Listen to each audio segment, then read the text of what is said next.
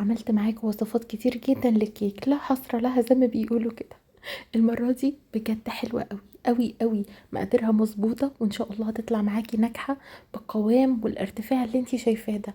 هشة وخطيرة وفعلا بيرفكت، ما فيهاش غلطة. تعالوا بينا نشوف هنعملها ازاي. بس قبل ما ابدأ، انا اسمي مروة. لو اول مرة تشوفيني وتتابعيني ما تنسيش تشتركي في الصفحة والقناة، وعرفيني على نفسك وقوليلي من اي بلد انتي بتتابعيني.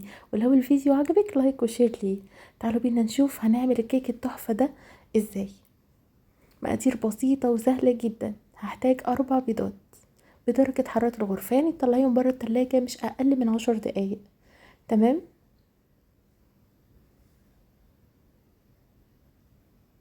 واحتاج كمان كوباية من زيت الذرة،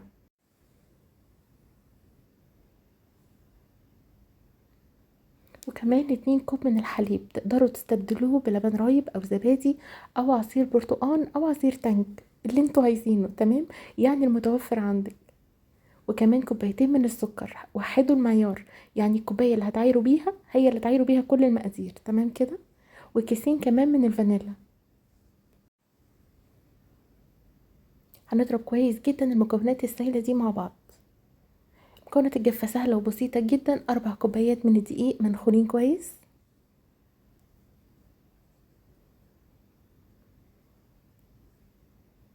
وهضيف عليهم كيس كيك شيف او بيكنج باودر. تمام كده، يعني متوفر عندك اي نوع. رشة صغيرة جدا من الملح. وهنقلب المكونات دي كلها مع بعض. هندهن الصينية بتاعتنا بالزيت، وده يفضل طبعا كويس جدا. طبعا انا في المرحلة دي مسخنة الفرن بتاعي على درجة حرارة 180. نزلت الكيك بتاعي. شايفين القوام ده؟ القوام بالظبط اللي انا عايزاه. الخطوة دي مهمة جدا. بقى بالستيك بتاع الكفتة هبتدي اعمل حركات دائرية بالشكل ده. ده هيساعد ان الكيك بتاعي يطلع مستوي، يعني مش حتة تطلع عالية وحتة تطلع واطية. ناس كتير جدا بتشتكي من الحكاية دي. بدخلها في الفرن في الرف الاوسط.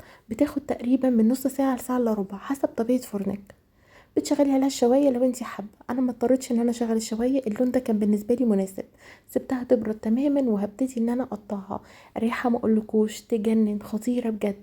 فعلا ما فيهاش غلطه، هي دي الكيك العملاق بجد. شايفين القطعه عامله ازاي؟ القطعه تجنن.